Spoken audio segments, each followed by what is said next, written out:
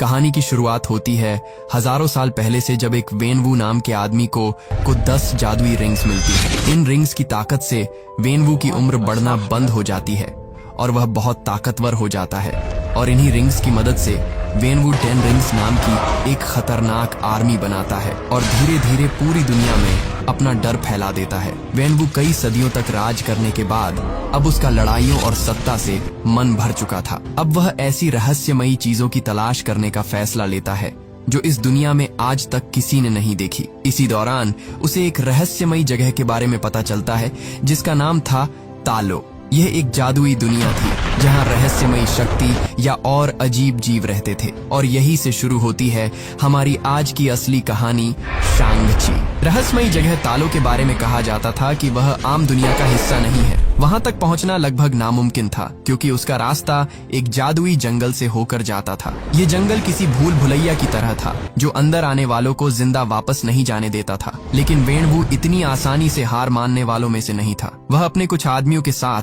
तालो का रास्ता खोजने निकल पड़ा। जंगल के अंदर जाते ही उन पर हमला होने लगा और उसके ज्यादातर आदमी वहीं मारे गए। लेकिन अपनी रिंग्स की ताकत से वेनवू किसी तरह उस जंगल को पार करके तालो के प्रवेश द्वार तक पहुंच जाता है। वहीं उसकी मुलाकात होती है यिंगली से। यिंगली तालो की रक्षक थी और उसके पास भी रहस्यमयी शक्तियां थी। जब वेनवू तालो के अंदर जाने की कोशिश करता है तब यिंगली उसे रोक देती है। इसके बाद दोनों के बीच जबरदस्त लड़ाई होती है। वेनवू अपनी रिंग्स की पूरी ताकत इस्तेमाल करता है लेकिन फिर भी वह यिंगली को हरा नहीं पाता क्योंकि तालो के लोगों की शक्ति या किसी आम इंसान से कहीं ज्यादा थी। लेकिन लड़ते लड़ते दोनों एक दूसरे को पसंद करने लगते हैं। धीरे धीरे उनका रिश्ता प्यार में बदल जाता है। इसके बाद वेनवू बार बार तालो आने लगा और धीरे धीरे दोनों एक दूसरे के करीब आ गए। फिर कुछ समय बाद उन्होंने शादी करने का फैसला कर लिया। हालांकि तालो के लोग इस रिश्ते के खिलाफ थे। वेनवू की खतरनाक पहचान की वजह से कोई भी उसे तालो में स्वीकार नहीं करना चाहता था। इसलिए यिंगली तालो छोड़कर वेनवू के साथ उसके देश चली जाती है और दोनों शादी कर लेते हैं। अब हमें पता चलता है कि तालो छोड़ने के बाद यिंगली की जादुई शक्ति या भी खत्म हो जाती है। वहीं दूसरी तरफ यिंगली के प्यार की वजह से वेनवू भी बदलने लगता है। वह अपने सारे गलत काम छोड़ देता है और यहाँ तक कि अपनी रिंग्स भी उतार कर रख देता है। इसके बाद साल 2000 में उनके बेटे का जन्म होता है जिसका नाम रखा जाता है शांग-ची। और उसके कुछ साल बाद उनके एक बेटी का भी जन्म होता है जिसका नाम रखा जाता है शियालिंग। अब वेनवू पूरी तरह बदल चुका था। वह अपने परिवार के साथ एक शांत जिंदगी जी रहा था। लेकिन वेनवू के पुराने दुश्मनों को लगा कि शायद वेनवू अपनी शक्तियां खो चुका है और यही सही मौका है बदला लेने का। फिर साल 2007 में जब शांग-ची सिर्फ 7 साल का था और शियालिंग 3 साल की थी, उसी दौरान वेनवू के कुछ दुश्मन उसके घर पहुंच जाते हैं। लेकिन उस दिन वेनवू घर पर नहीं था। घर पर सिर्फ यिंगली और उसके दोनों बच्चे मौजूद थे। वे लोग वहां वेनवू को मारने आए थे। लेकिन जब उन्हें पता चला कि वह घर पर नहीं है तो उन्होंने उसकी फैमिली को निशाना बनाने का फैसला कर लिया। यिंगली उन्हें रोकने की कोशिश करती है। वह चाहती थी कि कम से कम उसके बच्चों को कुछ ना हो, लेकिन वे लोग उसे मारने पर उतर आते हैं। इसके बाद यिंगली अकेले ही उन सबसे लड़ने लगती है। वह एक बेहतरीन फाइटर थी लेकिन अब उसके पास पहले जैसी जादुई शक्तियां नहीं थी और सामने बहुत सारे दुश्मन थे। इसी वजह से वह ज्यादा देर तक उनका सामना नहीं कर पाती और आखिरकार मारी जाती है। कुछ देर बाद जब वेनवू घर वापस लौटता है तब तक हमलावर जा चुके होते हैं। वहां अपनी पत्नी की लाश देखकर वह पूरी तरह टूट जाता है। उसी पल उसका इंसानियत से भरोसा उठ जाता है। इसके बाद वेनवू फिर से अपनी रिंग्स पहन लेता है और बदला लेने निकल पड़ता है। वह अपने दुश्मनों के अड्डे पर पहुंचता है और इस बार वह छोटे शांग-ची को भी अपने साथ ले जाता है ताकि वह अपनी मां के कातिलों को पहचान सके। फिर वेनवू अपनी रिंग्स की ताकत से वहां मौजूद लगभग सभी लोगों को मार देता है। लेकिन उस गैंग का असली लीडर वहां नहीं होता, यानी उसका बदला अब भी पूरा नहीं हुआ था। इसीलिए वेनवू फैसला करता है कि अब उस आखिरी आदमी को उसका बेटा मारेगा। यही से वह दोबारा 10 रिंग्स ऑर्गेनाइजेशन शुरू कर देता है और शांग-ची को बचपन से ही एक खतरनाक हत्यारा बनने की ट्रेनिंग देने लगता है। दूसरी तरफ उसकी बहन शियालिंग भी फाइटिंग सीखना चाहती थी लेकिन वहां लड़कियों को ट्रेनिंग लेने की इजाजत नहीं थी। इसलिए वह छिपकर दूर से सबको देखती और खुद ही प्रैक्टिस करने लगती है। उधर अपनी जान बचाने के लिए उस गैंग का लीडर लगातार छिपता फिर रहा था। फिर साल 2014 में शांग-ची 14 साल का हो जाता है और अब उसकी ट्रेनिंग पूरी हो चुकी थी। अब शांग-ची एक बेहद खतरनाक फाइटर बन चुका था। इसी दौरान वेनवू को आखिरकार उस आदमी का पता चल जाता है जिसने यिंगली की मौत में हिस्सा लिया था। इसलिए वह शांग-ची को उसे मारने भेज देता है। शांग-ची अमेरिका पहुंचता है और अपने पिता का दिया हुआ मिशन पूरा कर देता है। लेकिन उस आदमी को मारने के बाद उसे एहसास होता है कि बदले की आग में वह अपनी माँ की सीख और संस्कार भूल चुका है। उसे अपने की पर बहुत पछतावा होता है, इसलिए वह फैसला करता है कि अब वह कभी अपने पिता के पास वापस नहीं जाएगा। इसके बाद शांग-ची सैन फ्रांसिस्को चला जाता है, अपना नाम बदल लेता है और एक आम इंसान की तरह नई जिंदगी शुरू कर देता है। दूसरी तरफ शियालिंग लगातार अपने भाई का इंतजार करती रहती है, लेकिन जब कई साल गुजर जाते हैं और शांग-ची वापस नहीं आता, तब उसे समझ आ जाता है कि अब उसे अकेले ही जीना होगा। इसीलिए वह भी घर छोड़ देती है और चीन के मकाऊ शहर पहुंचकर अपना खुद का फाइट क्लब शुरू कर देती है। उधर वेनवू को अपने दोनों बच्चों की पूरी खबर थी। वह चाहता तो उन्हें जबरदस्ती वापस ला सकता था, लेकिन वह उन्हें अपनी मर्जी से जीने का मौका देता है। फिर एक दिन वेनवू के साथ कुछ अजीब होने लगता है। उसे अपनी मरी हुई पत्नी यिंगली की आवाज सुनाई देने लगती है। वह आवाज वेनवू से कहती है कि वह अभी भी जिंदा है और तालो के लोगों ने उसे कैद करके रखा हुआ है। वह आवाज लगातार वेनवू से मदद मांग रही थी। ये सब सुनकर वेनवू को यकीन हो जाता है कि तालो के लोगों ने यिंगली को सजा देकर कैद कर रखा है, क्योंकि उसने उनके खिलाफ जाकर उससे शादी की थी। इसीलिए वेनवू फैसला करता है कि वह तालो जाकर अपनी पत्नी को वापस लेकर आएगा। लेकिन तालो तक पहुंचना आसान नहीं था। वहां जाने के लिए उस जादुई जंगल को पार करना पड़ता था, जो किसी को भी अंदर नहीं जाने देता था। तभी वेनवू को उन 2 लॉकेट्स की याद आती है जो यिंगली अपने बच्चों के लिए छोड़ गई थी। ये साधारण लॉकेट नहीं थे, बल्कि जादुई चाबियां थीं। इन्हें एक खास ड्रैगन मूर्ति पर लगाने से तालो का रास्ता खुल जाता था। लेकिन समस्या यह थी कि दोनों लॉकेट अब उसके बच्चों के पास थे और उसके बच्चे कई साल पहले घर छोड़ चुके थे। वेनवू सिर्फ लॉकेट्स हासिल नहीं करना चाहता था, वह अपने बच्चों को भी वापस घर लाना चाहता था, ताकि यिंगली के लौटने पर उसका परिवार फिर से एक हो सके। इसीलिए वह शांग-ची को शियालिंग के नाम से एक पोस्ट कार्ड भेजता है। पोस्ट कार्ड देखकर ऐसा लगता था जैसे शियालिंग उसे मकाऊ बुला रही हो। दूसरी तरफ शांग-ची इस पूरी बात से बिल्कुल अनजान था। घर छोड़े उसे लगभग 10 साल हो चुके थे और अब वह सैन फ्रांसिस्को में एक साधारण जिंदगी जी रहा था। तभी उसे अचानक शियालिंग के नाम से वह पोस्ट कार्ड मिलता है। लेकिन शांग-ची उस पोस्ट कार्ड को ज्यादा गंभीरता से नहीं लेता और उसे इग्नोर कर देता है। कुछ दिन गुजर जाते हैं और वेनवू का पहला प्लान फेल हो जाता है। इसीलिए अब वह अपने आदमियों को सैन फ्रांसिस्को भेजता है ताकि वे शांग-ची से लॉकेट छीन सकें। एक दिन जब शांग-ची अपनी दोस्त केटी के साथ बस में सफर कर रहा होता है, तभी अचानक 10 रिंग्स के लोग उस पर हमला कर देते हैं। इसके बाद बस के अंदर जबरदस्त लड़ाई शुरू हो जाती है। शांग-ची अकेले ही उन लोगों का सामना करता है और लगभग सबको हरा देता है, लेकिन आखिर में वे लोग उसका लॉकेट छीनने में कामयाब हो जाते हैं। लड़ाई के दौरान उन आदमियों में से एक शांग-ची से कहता है कि अब वे उसकी बहन के पास भी जाएंगे। बस यही सुनकर शांग-ची तुरंत मकाऊ जाने का फैसला करता है ताकि वह अपनी बहन शियालिंग को बचा सके, और यही असल में वेनवू का प्लान था। इसके बाद केटी भी शांग-ची के साथ मकाऊ चली जाती है। रास्ते में शांग-ची पहली बार उसे अपने अतीत और अपने परिवार की सच्चाई बताता है। मकाऊ पहुंचकर दोनों शियालिंग के फाइट क्लब में जाते हैं। कई साल बाद अपने भाई को देखकर शियालिंग उससे काफी नाराज हो जाती है, क्योंकि वह उसे अकेला छोड़कर चला गया था। फिर जब शांग-ची उससे पोस्ट कार्ड के बारे में पूछता है, तब उसे पता चलता है कि वह पोस्ट कार्ड शियालिंग ने भेजा ही नहीं था। और तभी अचानक वहां 10 रिंग्स के लोग हमला कर देते हैं। शांग-ची और शियालिंग मिलकर उनसे लड़ते हैं, लेकिन फिर भी वे लोग शियालिंग का लॉकेट छीन लेते हैं। तभी वहां खुद वेनवू आ जाता है और अपने दोनों बच्चों और केटी को वापस घर लेकर चला जाता है। वह उन्हें बताता है कि उसे यिंगली की आवाज सुनाई दे रही है और वह तालो से मदद मांग रही है। इसके बाद वेनवू दोनों लॉकेट्स की मदद से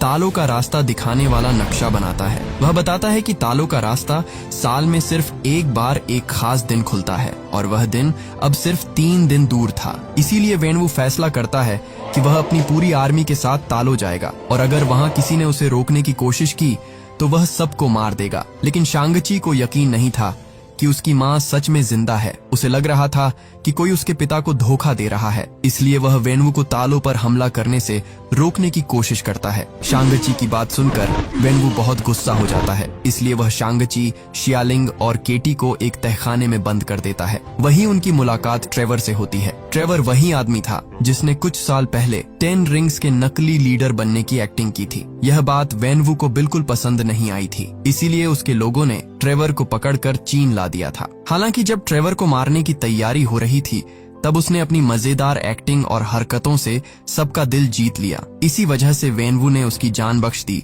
और उसे वहीं रहने दिया। ट्रेवर उन्हें अपने एक अजीब दोस्त से भी मिलवाता है जिसका नाम था मॉरिस तालो का एक जादुई जीव था जिसे ट्रेवर कई साल पहले जंगल के पास मिला था। धीरे धीरे दोनों अच्छे दोस्त बन गए थे और ट्रेवर उसकी भाषा भी समझने लगा था। जब मॉरिस शांग-ची और शियालिंग को देखता है तब वह समझ जाता है कि ये यिंग ली के बच्चे हैं, इसलिए वह उनकी मदद करने का फैसला करता है। मॉरिस को तालो पहुंचने का एक गुप्त रास्ता पता था। इसी दौरान शियालिंग तहखाने से बाहर निकलने का रास्ता ढूंढ लेती है। फिर ये सभी लोग वहां से भाग जाते हैं ताकि वे वैनवू से पहले तालो पहुंचकर लोगों को चेतावनी दे सकें। इसके बाद वे लोग जादुई जंगल तक पहुंचते हैं। वहां मॉरिस उन्हें भूल भुलैया जैसे रास्तों से सही दिशा दिखाता है और आखिरकार वे तालो पहुंच जाते हैं। तालो में उनकी मुलाकात यिंग ली की बहन यिंग नान से होती है। फिर शांग-ची और शियालिंग उन्हें बताते हैं कि उनके पिता को लगता है कि उनकी माँ अभी भी जिंदा है और तालो में कैद है। ये सुनकर यिंग नान उन्हें इस पूरे रहस्य की असली सच्चाई बताती है। वह बताती है कि हजारों साल पहले तालो में एक भयानक राक्षस को कैद किया गया था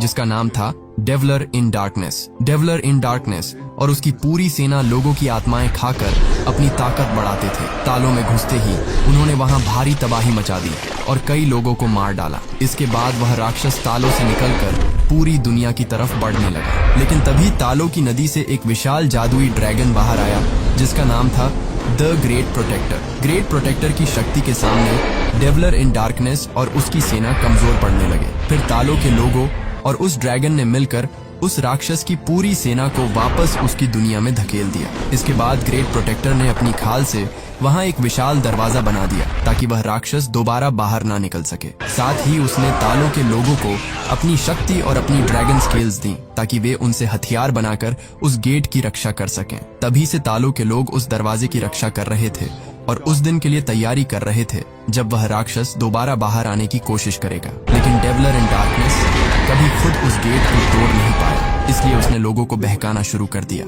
वह सदियों से अलग अलग लोगों को झूठी आवाजें सुनाकर उन्हें अपने जाल में फंसाता था ताकि कोई उसके लिए वह दरवाजा तोड़ दे। लेकिन जो भी उसके बहकावे में आकर तालो पहुंचा उसे वहां के लोगों ने रोक दिया। फिर उसका ध्यान वैनवू पर गया क्योंकि 10 रिंग्स की ताकत इतनी ज्यादा थी कि उनकी मदद से वह आखिरकार आजाद हो सकता था। इसीलिए उसने यिंग ली की आवाज में वैनवू को पुकारना शुरू किया और क्योंकि वैनवू अपनी पत्नी से बेहद प्यार करता था इसलिए वह उस आवाज के जाल में फंस गया और उसने तालो जाकर उस दरवाजे को तोड़ने का फैसला कर लिया। ये पूरी सच्चाई जानने के बाद शांग-ची और शियालिंग समझ जाते हैं कि अगर उनके पिता को नहीं रोका गया तो पूरी दुनिया खतरे में पड़ जाएगी। इसीलिए तालो के लोग युद्ध की तैयारी शुरू कर देते हैं। यिंग नान शांग-ची और शियालिंग को ड्रैगन स्केल्स से बने खास कवच और हथियार देती है। साथ ही वह शांग-ची को लड़ने का नया तरीका भी सिखाती है, वही तरीका जो उसकी माँ इस्तेमाल करती थी। दूसरी तरफ केटी भी वहाँ तीर चलाना सीखने लगती है। फिर 3 दिन बाद वह खास दिन आ जाता है जब तालो का रास्ता खुलता है। उसी समय वैनवू अपनी पूरी 10 रिंग्स आर्मी के साथ वहाँ पहुँच जाता है। तालो के लोग उसे समझाने की कोशिश करते हैं कि जो आवाज वह सुन रहा है वह यिंग ली की नहीं बल्कि एक राक्षस की चाल है। लेकिन वैनवू किसी की बात नहीं सुनता। वह अपने आदमियों को हमला करने का आदेश देता है और खुद उस गेट को तोड़ने निकल जाता है जहां डेवलर इन डार्कनेस कैद था। इसके बाद तालो और 10 रिंग्स के लोगों के बीच भयंकर लड़ाई शुरू हो जाती है। उधर शांग-ची अपने पिता को रोकने पहुंचता है। अब उसके पास ड्रैगन स्केल्स से बने नए हथियार और कवच थे, लेकिन वह अभी भी पुराने तरीके से लड़ रहा था। कुछ देर तक वह वैनवू का सामना करता है, लेकिन आखिर में वैनवू उसे हरा देता है और नदी में फेंक देता है। इसके बाद वैनवू गेट तक पहुंच जाता है और अपनी रिंग्स की ताकत से उसे तोड़ना शुरू कर देता है। वह दरवाजा बेहद मजबूत था, इसलिए तुरंत नहीं टूटता, लेकिन उसमें दरारें आने लगती हैं और उन्हीं दरारों में से डेवलर इन डार्कनेस के छोटे छोटे सोल ईटर्स बाहर निकल आते हैं। लेकिन वैनवू का पूरा ध्यान सिर्फ अपनी पत्नी को वापस लाने पर था, इसलिए वह इस खतरे को नजरअंदाज करता रहता है। उधर वैनवू लगातार पूरी ताकत से उस गेट पर हमला करता रहता है। दूसरी तरफ बाहर निकले सोल ईटर्स तालो के लोगों पर हमला शुरू कर देते हैं। वे लोगों की आत्माएं खींचकर वापस गेट के अंदर ले जाते थे ताकि डेवलर इन डार्कनेस और ज्यादा ताकतवर हो सके और पूरी तरह आजाद हो जाए। ये देखकर 10 रिंग्स के लोग भी अपनी लड़ाई रोक देते हैं और अब सभी मिलकर उन राक्षसों से लड़ने लगते हैं। लेकिन उन मोनेस्टर को सिर्फ ड्रैगन स्केल्स से बने हथियारों से ही मारा जा सकता था, इसलिए तालो और 10 रिंग्स के लोग पहली बार एक साथ मिलकर लड़ाई करते हैं। उधर शांग-ची नदी में डूब रहा था और वह मरने ही वाला था, लेकिन तभी अचानक नदी के अंदर से द ग्रेट प्रोटेक्टर बाहर आता है और उसे बचा लेता है। इसके बाद वह विशाल ड्रैगन भी बाकी लोगों के साथ मिलकर उन राक्षसों से लड़ना शुरू कर देता है। फिर शांगची दोबारा अपने पिता को रोकने पहुंचता है, लेकिन इस बार वह पहले जैसा नहीं था। अब वह उसी तरीके से लड़ रहा था जैसा उसकी माँ लड़ा करती थी। इसी वजह से इस बार वह वेनवू को बराबरी की टक्कर देने लगता है। धीरे धीरे वह 10 रिंग्स की ताकत को भी अपने कंट्रोल में लेना शुरू कर देता है। फिर दोनों बाप बेटों के बीच जबरदस्त लड़ाई होती है, जहां दोनों 5-5 रिंग्स इस्तेमाल कर रहे थे, लेकिन आखिर में शांगची पूरी 10 रिंग्स को अपने कंट्रोल में कर लेता है। अब शांगची के पास मौका था कि वह वेनवू को खत्म कर दे, लेकिन आखिरी पल में वह रुक जाता है, क्योंकि अंदर ही अंदर वह अब भी अपने पिता से प्यार करता था। इसीलिए वह 10 रिंग्स वापस वेनवू को लौटा देता है और उसे दोबारा समझाने की कोशिश करता है कि इस गेट के पीछे उसकी माँ नहीं बल्कि एक राक्षस है। लेकिन अब बहुत देर हो चुकी थी। गेट काफी कमजोर हो चुका था और डेवलर इन डार्कनेस पहले से कहीं ज्यादा ताकतवर बन गया था। अचानक वह राक्षस गेट तोड़कर बाहर निकल आता है। उसे देखकर आखिरकार वेनवू को अपनी गलती का एहसास हो जाता है। इसके बाद डेवलर इन डार्कनेस शांगची पर हमला करता है, लेकिन वेनवू उसे बचा लेता है। तभी वह राक्षस पीछे से वेनवू को पकड़ लेता है और उसकी आत्मा खींचना शुरू कर देता है। मरते वक्त वेनवू अपनी सारी रिंग्स शांगची को दे देता है। अब डेवलर इन डार्कनेस पूरी ताकत के साथ तालों पर हमला करने लगता है। तभी डी ग्रेट प्रोटेक्टर उससे लड़ने पहुंचता है। दोनों विशाल क्रीचर्स के बीच जबरदस्त लड़ाई शुरू हो जाती है। शुरुआत में ऐसा लग रहा था कि ड्रैगन जीत जाएगा, लेकिन तभी सोल ईटर्स लोगों की आत्माएं लेकर अपने मालिक तक पहुंचा देते हैं। इससे डेवलर इन डार्कनेस और भी ज्यादा ताकतवर हो जाता है। वह द ग्रेट प्रोटेक्टर को पकड़ लेता है और उसकी आत्मा निकालने की कोशिश करने लगता है। अगर वह ड्रैगन की आत्मा खींच लेता तो उसे रोकना लगभग नामुमकिन हो जाता, लेकिन तभी केटी दूर से उसके गले पर एक तीर मारती है।